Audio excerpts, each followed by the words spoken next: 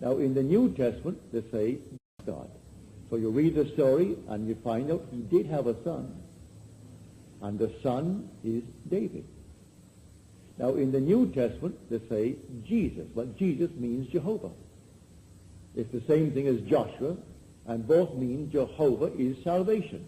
And we only have one Savior, which is the Lord, our God, your Savior. And besides me, there is no Savior. Therefore, they call him Jesus. But it means Jehovah. It's Jehovah that is born in man, because the Word that abides in man unfolds and bears the fruit that it contained. And the fruit is the fatherhood and the Son, the ascent like a fiery serpent, the descent of the dove, which seals the agreement that this is it. But that comes last. Now, in the New Testament, it's the first event recorded in the book of Mark.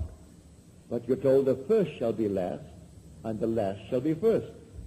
So that event that is the first recorded is the last that you experience. The first that you do experience is the resurrection. That seemingly would be, on a secular base, would be the last. For resurrection will be followed by, not resurrection, but crucifixion would be the very last event of a man. No, that is the very first. Crucifixion is over. We are all crucified. That's Calvary on these garments. But now at Bethlehem, which seems to be the first, that is the last. That's when man becomes God.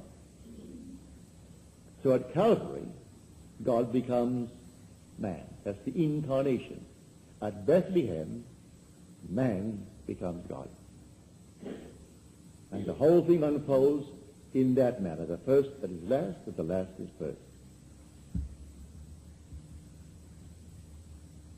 Now, I know it's not the easiest thing to grasp, especially after being told over the years what we have been told.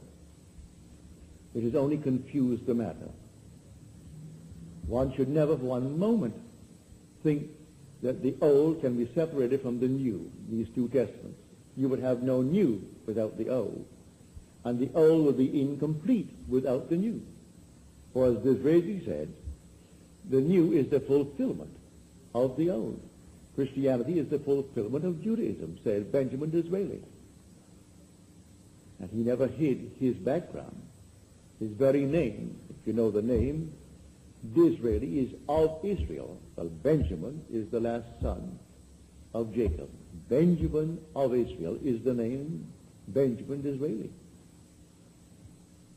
And so he was very proud of the fact that he was a Jew, and told the whole House of Commons, and they all knew him and accepted him just as he was.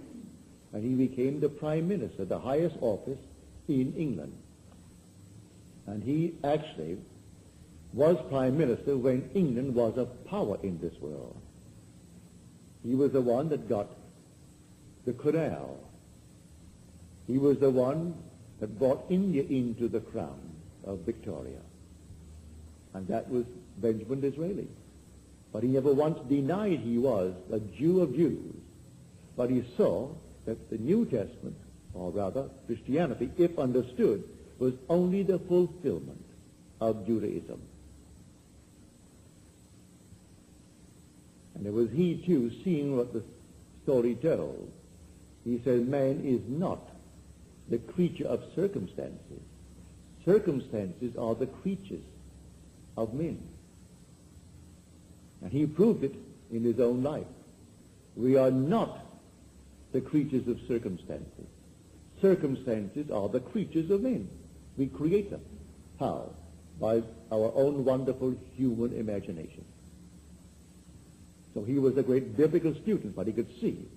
Maybe he had experiences, and maybe it was not wise to tell it in the form that I tell it, because he saw it clearly. I doubt you can see it clearly without the experience. The experience gives meaning to the things that your intellect may suspect, but you can't quite put your finger on it through the intellect. You've got to experience it. And when you experience it, well, then the whole thing unfolds. And you see it so clearly. So you and I are now bearing God. God walks the earth as you walk the earth. And whatever you do, whether it be nice or unlovely, it is still God.